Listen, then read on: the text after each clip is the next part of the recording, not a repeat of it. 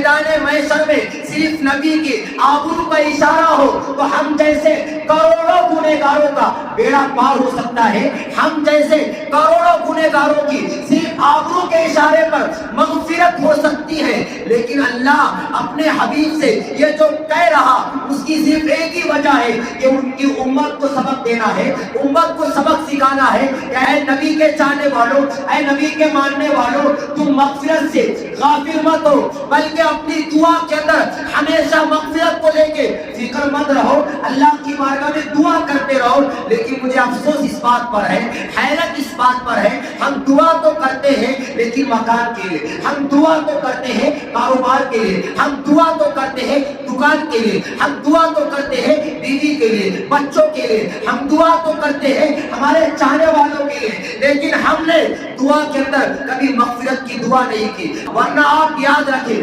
مغفرت کیا چیز ہے، مغفرت کے حوالے سے جنہوں نے راتیں اللہ کی عبادت میں گزاری ہے، جنہوں نے دن اللہ کی عبادت کے اندر گزارے ہیں، جن کی صبح و شام صرف عبادت کے اندر گزری ہے، ان بزرگان دین کی زندگی آپ اٹھا کے پڑھے تو آپ کو پتا چلے گا، آپ اندازہ کریں ابو بکر صدیق ان کا مقام کیا ہے۔ اگر نبی مصلی امامت پر نہیں ہوتے امامت سنبھالنے کے لیے تو نبی کی خیر موجودگی میں اگر نبی کے مصلی پر کوئی ذات کھڑے ہوتی ہے تو اس ذات کو ابو بکر صدیق کہتے ہیں۔ وہ ابو بکر صدیق راتوں کو صرف مغفرت کے لیے روتے تھے۔ آپ اندازہ کریں حضرت عمر کا حال کیا ہے، راتوں کو مغفرت کے لیے روتے ہیں۔ عثمان غنی راتوں کو مغفرت کے لیے روتے ہیں۔ مولا علی شیر خدا کا حال تو یہ ہے، جنہوں نے دیکھا مولا علی کو مغفرت کے لیے روتے ہوئے، انہوں نے دیکھنے کے بعد بیان کیا علی مغفرت کے لیے رات بھر ایسا روتے تھے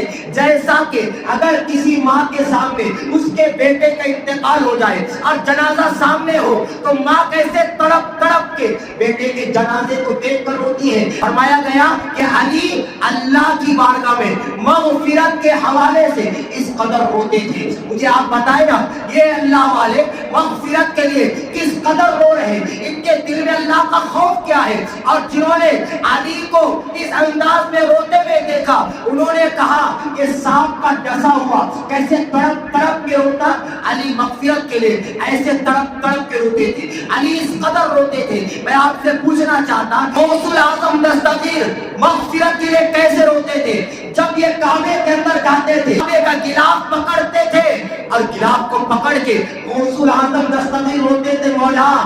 عبد القادر جیلانی کی مغفرت فرما۔ یہ بزرگانی تھی، مغفرت کے لیے رات